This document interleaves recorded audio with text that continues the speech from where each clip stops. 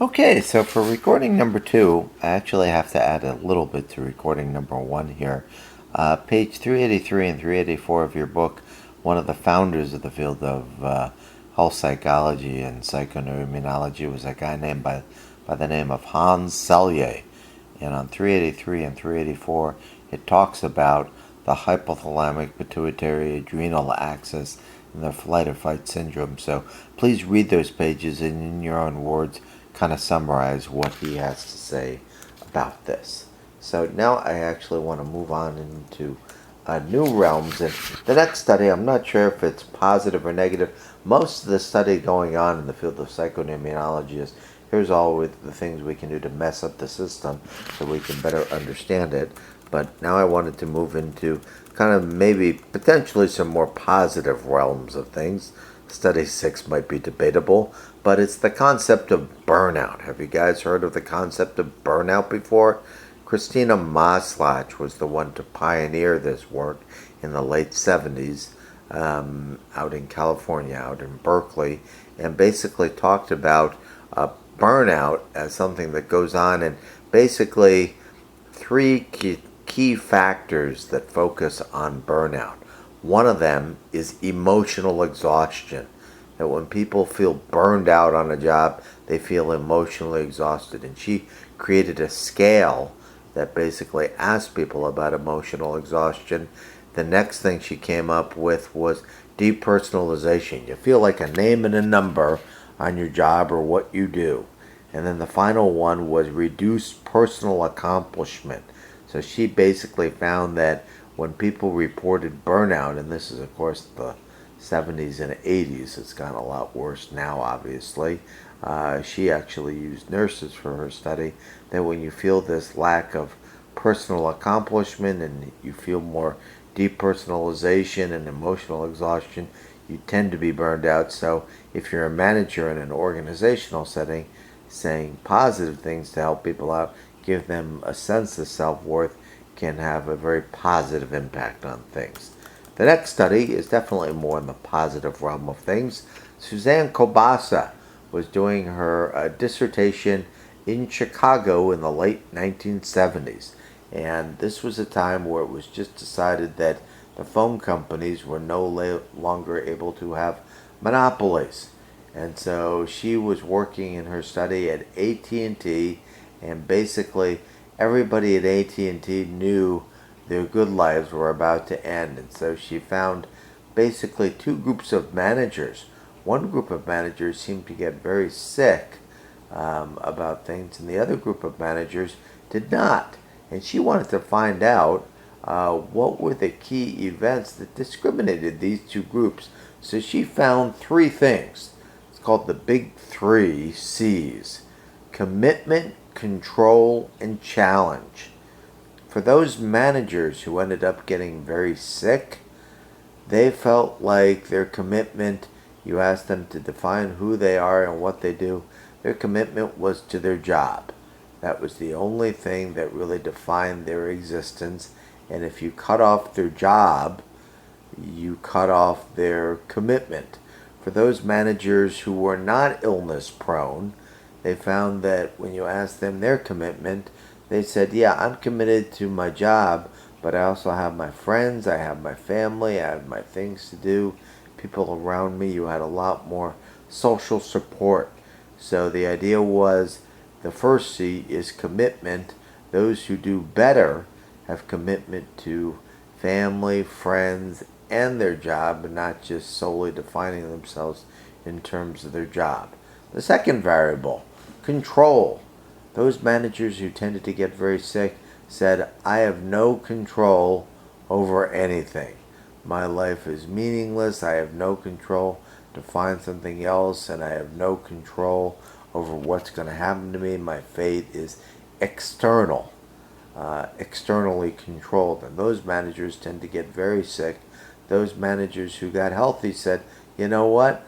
I have personal control over this. I can have some personal control and I can do something about this. And then the final C was challenge. Challenge. Those managers who were very illness prone, they tended to be saying, I'm never going to have another job like this again. My whole life is over. Anything I get after this is going to be lousy. And those managers who tended to be healthy said, I'm going to take this as a challenge. I'm going to find a better job. And so this variable that Kobasa came up with was known as hardiness. How can we take negative things that happen in our lives all the time and feel like we have a commitment from our family, our friends, and not just our job? We have some control over things, and then we feel like this is a real challenge for the future. So those people who have this do not have burnout. Those people who don't have it tend to get burned out very easily, and then they tend to get sick. Another very, very famous study, and this is one of the most famous studies, was done by David Spiegel. The year was 1989. Women with very advanced breast cancer, metastatic breast cancer. All of the ladies in both groups received chemotherapy, chemo and radiation therapy. But what Spiegel did is he took half of the ladies and he put them in a support group once a week for an hour and a half. And he basically found, the main finding was, if you put these ladies in a support group and give them the chemo and radiation, their survival times were twice as long as those just getting the chemotherapy and radiation therapy alone. And 10 years later, 3 people were still alive, and they were all in the support group. So the question is, what does the support group do for you? Sharing the powerlessness, sharing the information, doing some problem solving, sharing the pain and frustration. This actually helps your immune system. We know that this does. So this would be a classic study in psychoneuroimmunology because it shows how social support can actually help enhance our immune system and prevent the immune problem of cancer. Let's see what else we got here. I wanted to also bring to your attention, and one of you mentioned this study, not nearly as famous, but a good idea, positive studies to do things. There's not much going on positive studies to do things from psychoneuroimmunology researchers. They want to study basic science, what goes wrong and how it goes wrong, but a lot of us are interested in helping people. So one of you talked about the example of Tai Chi, and I found an abstract that basically summarizes this, that the idea of, can you actually do some of these mind-body interventions, and will that help your immune system? And this one says yes. And number 10 is also a very famous study done by Dean Ornish. He took people who had very advanced heart disease, and he put them through a vegetarian diet, support groups, lifestyle management, and did all these things.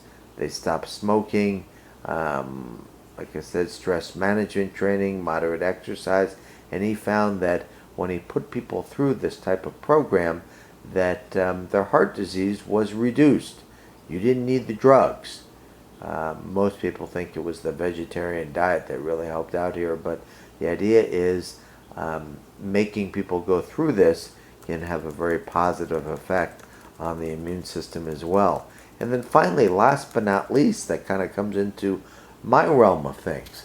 It's one thing in a Ornish study to say if we put people through this protocol, they're going to do it. But most people, when the protocol was done with Ornish, they basically stopped and went back to their old ways. So the research I do in health psychology is, what can we do to get people to not only think about changing behaviors, but making health behavior changes? So I am a health psychologist, and what I was able to show is if you take a group of people and you meet once a week for 7 weeks, and you get in small group conversations, no lectures, discussion oriented, doing asthma basic things, that it can actually lead to positive behavior changes and positive psychological outcomes. So hopefully the new group of researchers will be doing kind of health behavior change research that kind of ties into psychoneuroimmunology and health psychology as well.